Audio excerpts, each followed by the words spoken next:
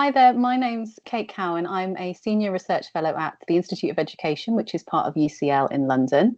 My background is in early years teaching, and after that I moved into research. My research background, I look at young children's play and learning and communication, particularly in the digital age. So I'm interested particularly in how changes in the context of children's lives, the digital, how that comes to bear on the things that we do in classrooms and the experiences in children's lives. I'm going to be sharing some research that I carried out with Professor Rosie Flewitt, who recently retired from Manchester Metropolitan University. It was funded by the Froebel Trust, and it looked at the practices of observation and documentation in the early years, and particularly the changes and the continuities and discontinuities that the digital has brought about in terms of observation and documentation practice.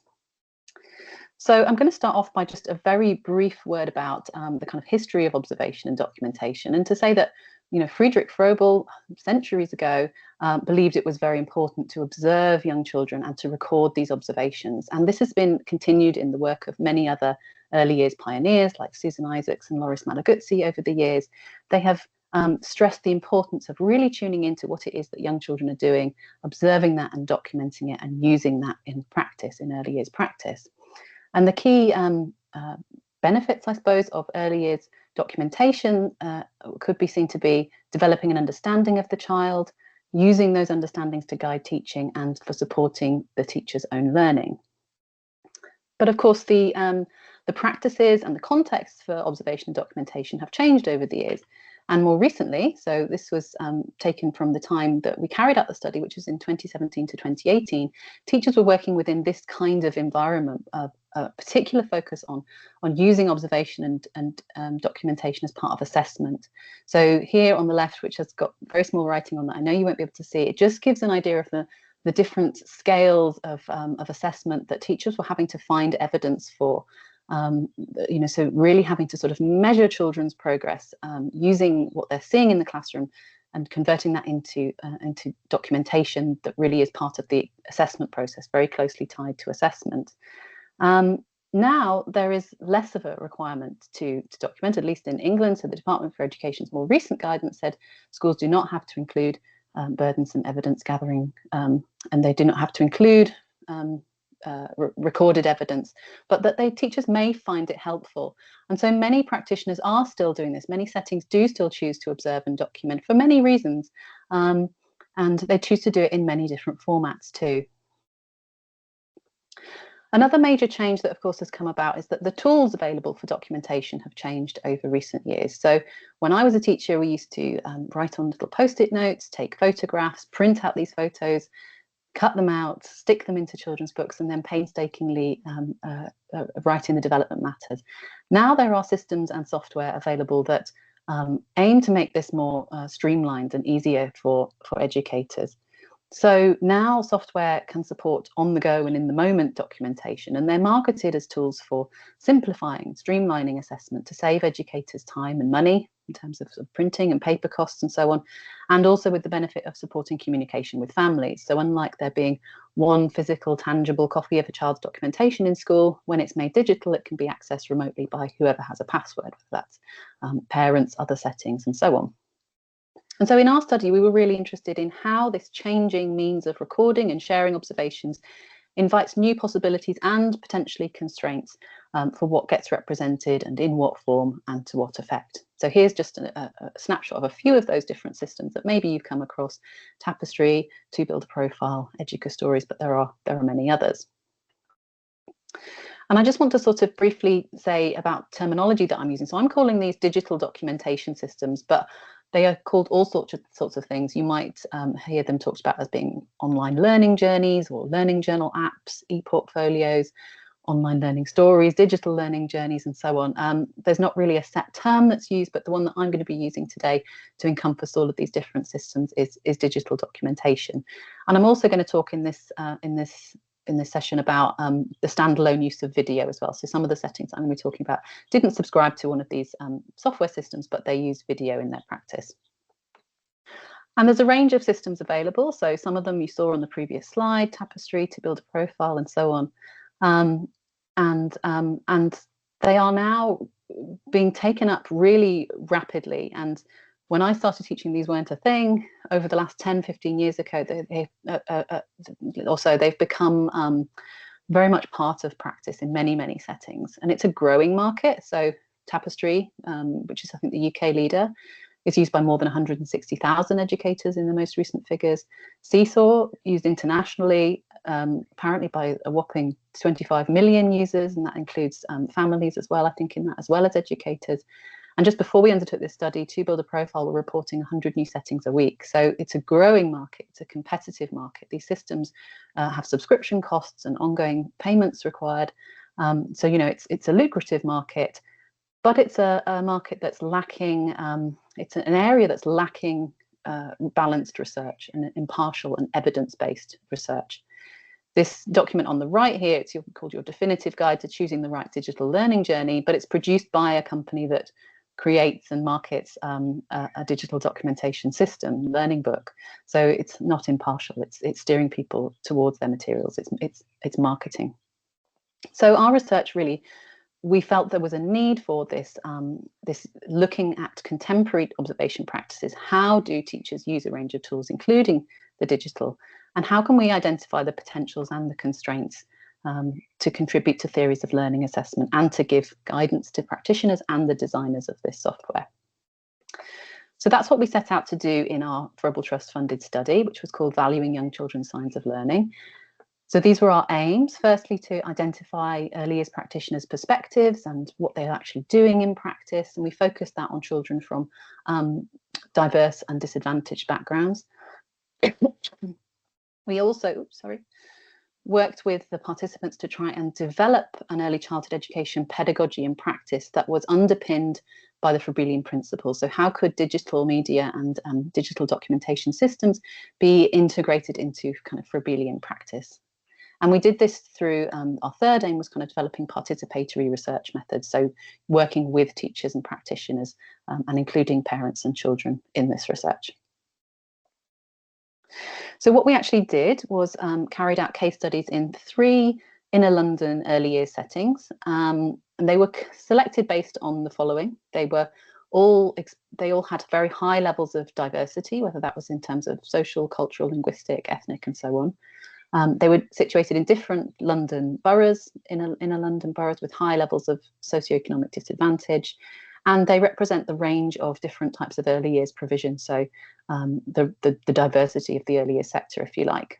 So the first one, Hargrove Primary School, was an early years unit in a state-maintained primary, very high levels of EAL, SEN disadvantage, and so on. The second one, Burrell Nursery School, was a state-maintained nursery and children's centre that had fairly high levels of EAL, SEN, and so on. And the third, Treehouse Nursery, was a private childcare provider. That did have lesser disadvantage and diversity, but still some cultural and linguistic diversity, as you'll kind of see. And then within each setting, we identified 3 children to be our case study children. So these children were all 3 and 4 years old, a range of boys and girls, and they were chosen by practitioners to be representative of the patterns of diversity in each setting. So you'll notice that there are many languages spoken amongst these selected children and very different ranges of nationalities. And they were identified by the practitioners as being children who had fewer documented observations, whose learning they perhaps found it more challenging to document, and who they wanted to focus on in a sort of deep dive as part of this study, to really look at them through a new lens, if you like. And then what we did in the field work, which conducted over 4 phases from December 2017 to July 2018, and we visited approximately once a month each school, was in the first phase we kind of tried to understand the context. So we wanted to know what was going on in day-to-day, daily practice. We interviewed the practitioners and talked to them about what they did in terms of observation and documentation, and we jointly with them identified those case study children that you've just seen. Then in the second phase, we carried out the case studies. So we were focusing on the children very much in this phase. We observed them in their early years setting. We looked at examples of documentation that had already been collected for them. We carried out interviews with the practitioners about the case study children. We corresponded with their parents through questionnaires, and we shared documentation with the children themselves.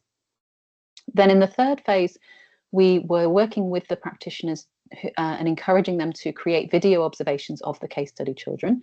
In the Treehouse Nursery setting, they were already using video quite a bit as part of their practice, but the other two settings weren't. So we were encouraging them to create video recordings of the case study children. And then we interviewed the practitioners while rewatching this and considering what they noticed and, how the video shaped their noticings and whether there were potentials and constraints and so on. And then the fourth phase was sharing our kind of emergent project findings with them and reflecting on their practice. So was anything in their practice changing as a result of these earlier phases? So I'm now going to give you a sort of little insight into each of the case study settings because they used very different approaches to observation and documentation, as you will see. So this is the first one. This is Hargrave Primary School. And their early years unit was situated in the annex of a large primary school, so somewhat part of the whole school, somewhat separate.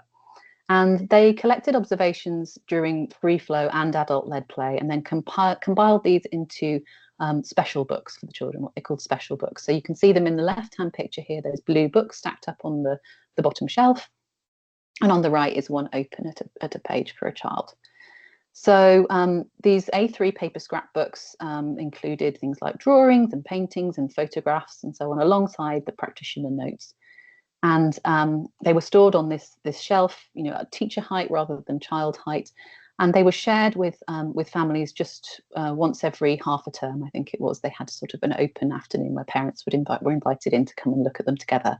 They didn't let these books go home, as the one practitioner put it. They said, we don't risk it because there's such a lot of material in these. There's only one copy. They didn't feel it was possible to share them and to let them go home with families. So they were only given these opportunities to come in and see them on the teacher's terms.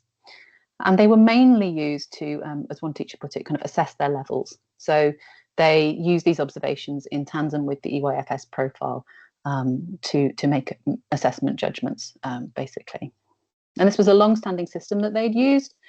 They had previously used a digital system to build a profile, but one of the practitioners had lost some observations through that, and so they didn't feel that it was kind of worth the time and the money for them.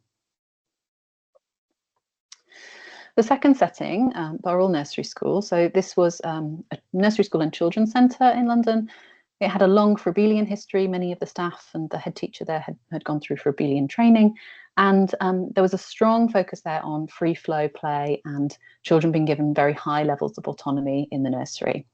And you can maybe see here the blue books and in the middle shelf of the left-hand picture. Those are what they call the children's memory books. So they had a photo on the front of the child and a family member, and inside were things that the children had co-ownership of putting into their special books. So there was a designated children's camera in this setting, which the children could use, and a child height printer, which they were supported to use and got quite familiar with over the course of their time in the early years setting.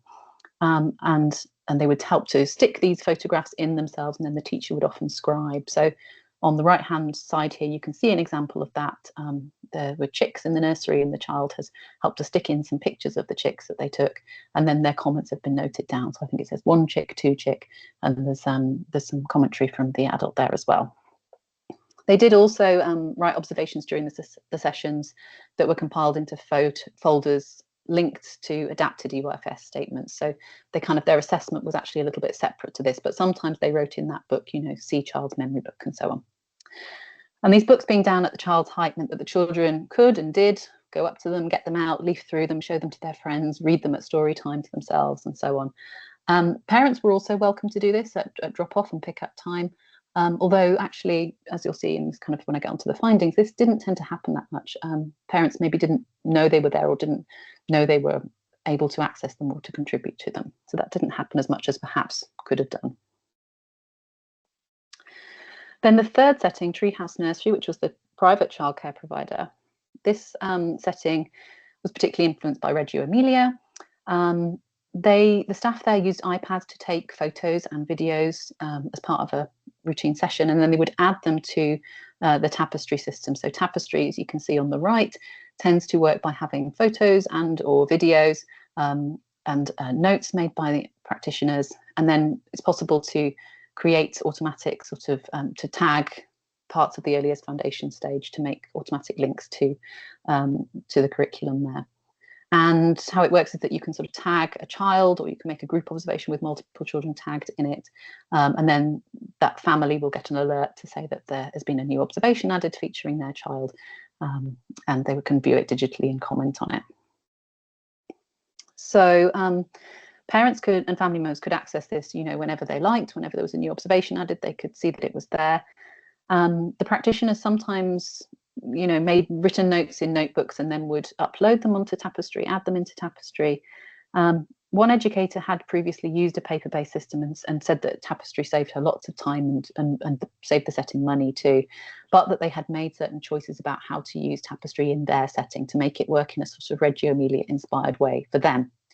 So they were a little bit unusual, maybe, in the way that they were using Tapestry. They almost always usually had group observations rather than individual observations. They wanted a way to bring together different aspects of projects. They very much worked in a sort of project-based way, and they didn't always want it sort of that it was individual children, but they sometimes wanted the project to be the focus. So they actually found a way of creating a child ID and naming it after the project, so that the project could be tagged rather than individually children, so that all the observations for one project can be linked together. They also added, and maybe you can see here in the notes section at the bottom, a reflection section. So they asked every educator that was adding observations to Tapestry to include a reflection in it. So to think not only about what they were seeing, but also what that meant for that particular child and how they would build on it into other projects and other aspects of work with children.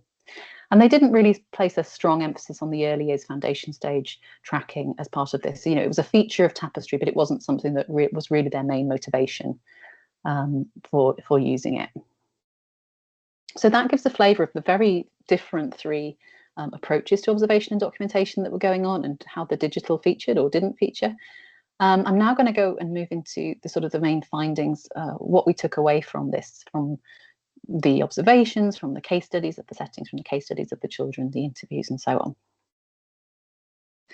So firstly, I think, as this is highlighted through showing you the three settings, was that earlier settings have really diverse approaches to observing and documenting children's learning. And maybe if you think about your own experiences of this in the setting where you're based now, or previous settings, that might be true as well.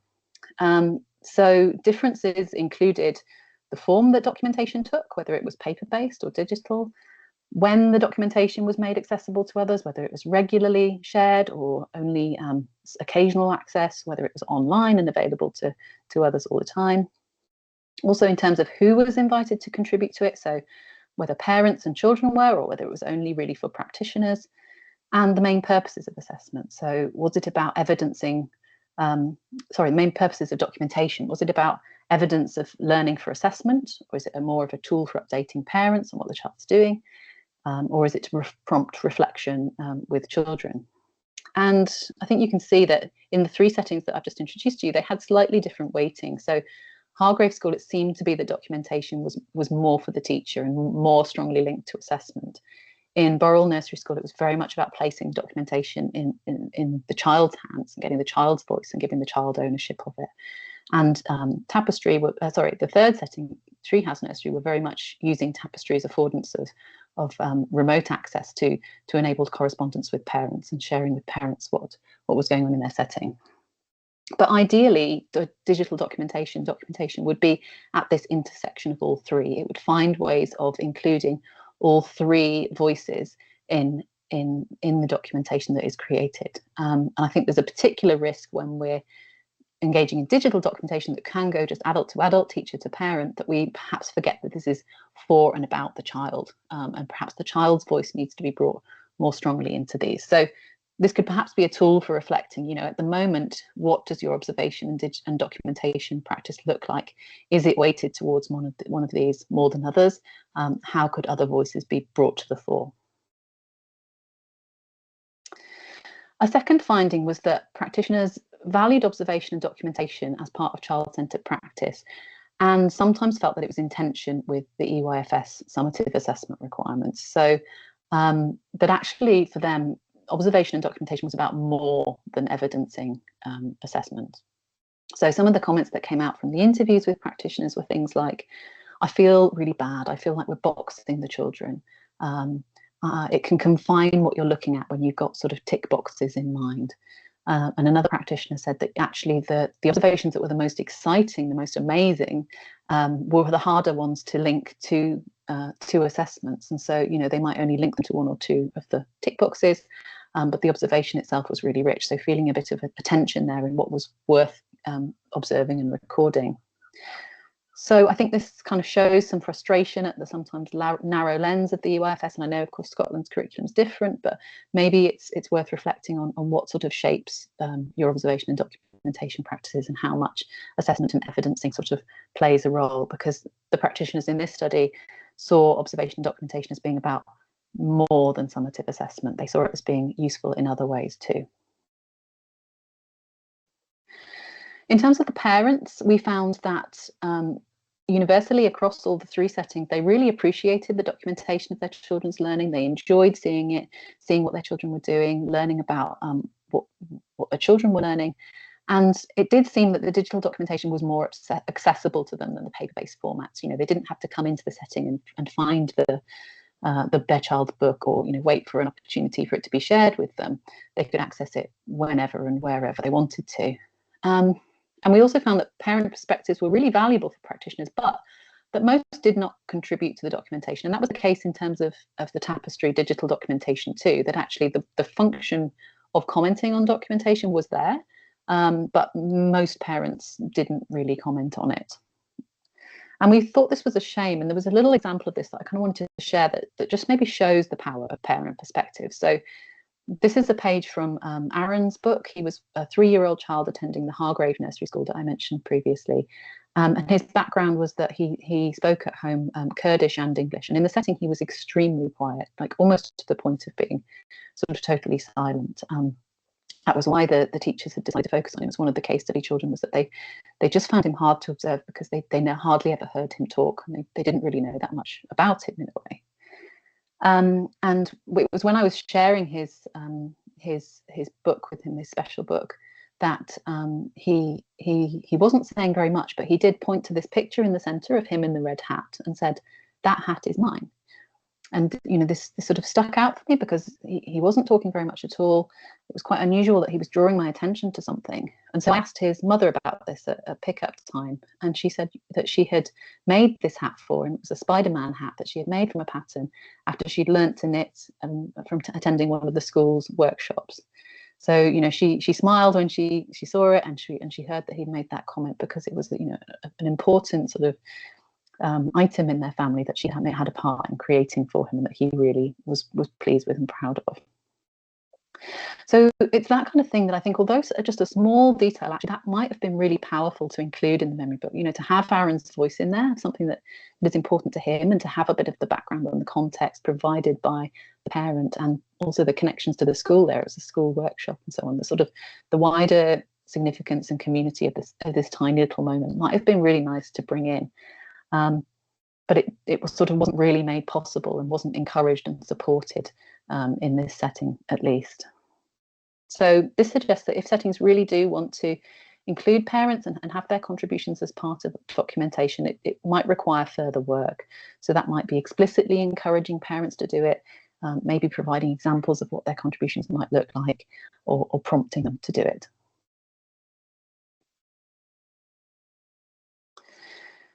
And similarly, so we found that parents, really enjoyed looking at the documentation.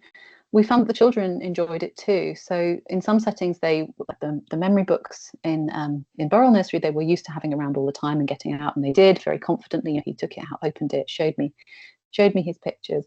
But some of the children had seen their documentation less. It hadn't been made available to them. And so, they were really delighted to see these photos of themselves and some of the things that they had created. And that came across in their talk. So they were saying things like, "That's me," talking about what they're doing, cutting, building, dancing. "Look, I was in the garden." And pride as well. Some of these pictures are going to my mummy. I'm going to show my mama. It was also shown through non-verbal, sort of multimodal expressions. So they were smiling, they were pointing, their gaze was showing that this was a really engaging activity for them. And the children who were looking at tapestry in particular actually spent long periods looking through this, and maybe that was because it was kind of new to them, or because the digital was sort of a novel format. They were also highly tactile, but that was maybe more the case in the paper-based versions, where they could sort of flip through the pages, touch the artworks they created, fold things back, and so on. What we found with tapestry was that this didn't really facilitate children's independent access. So we were showing them their documentation on the screen, on the iPad screen, but actually it's designed to be accessed by adults. It's designed to be used by teachers and by parents. So when we were sort of trying to talk them through it, there were some very small fiddly buttons, and the icons weren't very clear, and sometimes it required you to be able to read buttons to know which one to press on, and so on. So it wasn't particularly child friendly. It required a lot of adult support to navigate them through it, and it just wasn't terribly designed with children in mind. So that was a sort of a challenge that we found in terms of the software. A particularly interesting finding from this study was that it helps to identify children with fewer observations than others. So this came about through interviews with the practitioners, and also from the characteristics of the case study children. So you'll remember that we worked with the practitioners to decide which children to focus on, and the ones with fewer observations tended to be quiet, shy, not confident communicating in English, often EAL, children that spend lots of time outdoors, engaging in highly physical play, those that didn't tend to come to group activities, that were a bit more independent and didn't produce work, as they called it, or sort of artifacts of their learning, so drawings and paintings and things like that. And on the flip side were these other children that were highly verbal, outgoing, fluent in English and so on, that had many observations about them. So they seemed to be easier for the practitioners to observe and document.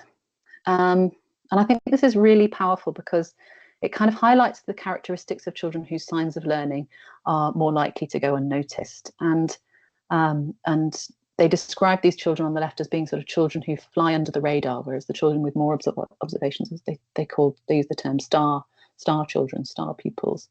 So it very much sort of paints a picture of children who may be at risk of being sort of somewhat overlooked, or having their signs of learning overlooked. And it is worth saying, though, that all the settings sort of reflected on this, and they articulated the challenges, and they did have strategies in place to try and identify the children with fewer observations and to try and focus on them. So they did review their documentation and look for children who had sort of gaps or less documentation than others. And some were carrying out observations that didn't focus on language, so were focusing more on other forms of communication. So an outcome of this research is that we hope it will bring focus to children who do have fewer observations and why that might be, and to think about observation and documentation strategies that support greater attention to their learning, their signs of learning, in whatever forms they are. And it did seem that video was useful for this. So some of the potentials of video that the practitioners identified were that it helped them to notice forms of children's play that might otherwise be overlooked. They said things like, you see more when you're watching it back. Video gives you that opportunity to record and then review. One said it slows down your thinking, rather than in the moment it's kind of gone, you can sort of watch it and look perhaps a little more closely. Seeing things that you might not have observed in real time, and one practitioner talked about it as being a more holistic look at what they're doing, with time to consider more things. So lots about sort of time, looking more closely, thinking more deeply, seeing things in a different way, and also being aware of the way that they were interacting with children. So it kind of seemed to support reflection and then be something that they could share. Letting parents and children know that their play and their learning is valued. So these are some of the advantages, the potentials that were identified, but there were also some challenges that the practitioners discussed. So they talked about, it being difficult to know when to stop filming. The detail that you get in video is obviously an advantage they've just identified, but it's also, it comes at the cost of having a lot of material. It's easy to accumulate lots and lots of video. What do you then do with it, and how do you find the time to rewatch it? They also made some comments about their interactions with children. Who said that I think they're more conscious of me when I'm using the iPad, and their behaviour changes, and it's maybe a little bit of a barrier to communication. So the sense that the technology sort of is a part of that interaction that needs careful consideration. And then some of the disadvantages of the software itself. So the setting that was using Tapestry said, we're trying to use it in amongst their ethos, and think sort of critically and creatively about how it can work for them, and that they had a very clear idea of how they wanted to approach their practice and how to make Tapestry sort of part of that, rather than working totally with sort of Tapestry's existing design. So yeah, they were aware of these tensions and shortcomings of video too, as well as the potentials. And just a note here then, on that idea of technology as being a barrier to interaction, I wanted to introduce the term joint media engagement. And this actually comes from, it's a term that Rosie Flewitt has used in her subsequent research for the Froebel Trust. So she more recently has done a project about young children and digital technology at home, toddlers and tech and talk. And in that, one of their key recommendations is surrounding joint media engagement. So that's when an adult actively engages with a child during the use of digital technology. And they say that this is crucial in children's digital technology use, and that adults can provide emotional and cognitive support, and this can scaffold children's learning and strengthen relationships between adults and children. So a kind of modelling and joint use of media. So perhaps we could kind of reframe the technology as being a barrier in documentation as, can it be more of a joint process? Can children be given more of an active role and more ownership of their documentation? So that might look like an adult explaining what they're doing when they're picking up the iPad to create an observation and document digitally.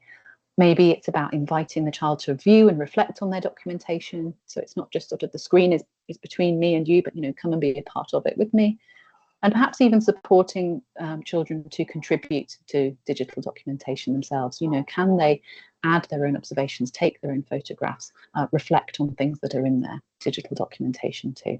And that perhaps that's a way of sort of managing the idea that technology could be a barrier. So here are some of the kind of implications from the study. First of all, for early years settings. So hopefully this helps to highlight or to support you to reflect on in your own settings children whose signs of learning might be harder to observe and document. What characteristics might they have in common, or why might that be? Why might they have fewer observations than others? Is it that they're quiet? Is it that they're very physical? Is it that they are more independent and don't come to adults so much? And then it's about finding ways to use digital documentation to draw attention to those more silent and subtle signs of learning, and to make those children's signs of learning more visible. That slowing down, that detailed attention, using the advantages of video, of digital tools, to really look at the moments that we might lose in the busy hustle and bustle of a classroom. It's also about exploring the potentials of digital documentation for reflection on learning, and using video as a tool to prompt children's own recall. They can watch video back, as can teachers, and we can reflect on our own practice using it. But choosing digital documentation software carefully and using it critically and thinking creatively about the ways it can be used. They all have a particular design and a particular purpose in mind, but does that fit with your ethos and the way that that you want to work with children in your setting? Then we would stress that documentation and its purposes needs communicating to parents, and they might need support to contribute. They might just not know that it's an option for them, or what kinds of things you would be interested in hearing without specific sort of guidance and demonstration of what that could look like and how it could work well. And we would call for children to be more actively involved in the documentation process. Their voices all too often might get left out of this, but actually it's documentation that concerns them, that is about them. They might have views on it. They might want to reflect on it and add their own contributions. And that through doing that, we can also then embrace opportunities for joint media engagement. So the adult and the child sort of co-creating the documentation together and using technology in that really purposeful and democratic sort of way. And we did see that actually some of the settings that we'd included in the study were making changes kind of by the end of the project. this setting, Hargrove Primary School had started using a bit more video to record children's play, and then they were taking screenshots of that and adding a little description and putting that into the children's special books. So they were finding ways to sort of use the digital and then translate it back into the format, the paper-based format that they were using. And Treehouse Nursery were actually doing a sort of whole project about children's movements. They were looking at the way that children were jumping, and they were getting children to jump with light sticks and things like that. And they documented it as a sort of piece of video, as using lots and lots of video and film and children's comments, and then their own interpretation of it. And they had that sort of playing in the setting shared with parents. So using sort of very highly digital documentation as part of their practice. They'd sort of moved their documentation on even further into the sort of digital domain. And in terms of implications, we also wanted to reach out to the designers of digital documentation, knowing that this is a sort of growing, developing, changing field. We held a dissemination event, and we invited along creators, designers of digital documentation, and several of the staff from Tapestry did come and engage with us on this, actually. And some of the recommendations that we presented to them were that they could improve the agency of children in documentation through creating more accessible and child-friendly interfaces. That adults, actually, practitioners often wanted more open and flexible designs, that they might want to document project-based inquiry, not just individual children, that they perhaps didn't appreciate always the centrality of summative assessment, and that reflection could be part of the software design. We were also thinking about ways that the design of the software could more proactively encourage parent contributions, and alongside that, sort of think about the potentials of digital documentation for this joint media engagement. How could it be made more equal across the different voices that we want to include in these systems? And actually, following this, shortly after the conclusion of the project, and we stayed in touch with Tapestry and talked to them about this, they introduced a child login mode. So, you remember I was saying about the Tapestry, had these very fiddly icons and so on. It wasn't very easy for the children to navigate. They've created a sort of simplified, adapted version of the Tapestry interface. So you can see here that it's got icons, an eye for an observation and a plus for adding an observation, for instance. So this is kind of aimed at slightly older children, but the idea that children can become increasingly involved in viewing and adding to and reflecting on and contributing to their digital documentation. So it was really nice to see children being given greater autonomy through the design of Tapestry, and the part that we've perhaps played in seeing this change come through. If this has all been of interest, then I'm going to share a few bits of further reading with you. So this is the guidance that we produced for the Froebel Trust on digital documentation. So this is a tool for reflecting on your current documentation practices, thinking about who is your documentation currently for, what's prioritized, which children have the most documentation, and so on. And then trying to offer a balanced view on the value of digital documentation. So, for instance, how can we involve parents and children in digital documentation to a greater extent? So this includes lots of examples from the project and discussion tools. Maybe could be useful as part of sort of CPD or a staff meeting or that sort of thing. We've tried to make it really practical, and it's available freely online at that link, which also includes a link to the final project report if you want a bit more detail on the methods and things. I've just done a bit of a whiz through today, but there's lots more detail in the full project report. We also wrote a chapter for this edited volume by Claire Cameron and Peter Moss about transforming early childhood, and that's open access, that's freely available if you want to look at that. And we have a paper in the International Journal of Early Years Education where we're particularly focusing on the idea of democracy and how to make digital documentation more democratic for children, and that's open access as well. If you have trouble finding any of these, or want the link sent directly to you, then please do drop me an email. Also, if you have any questions or comments or thoughts, I'd be more than happy to keep the discussion going. So thank you ever so much for your time. I hope this has been interesting and useful, and enjoy the rest of Digital Literacies Week. Thanks.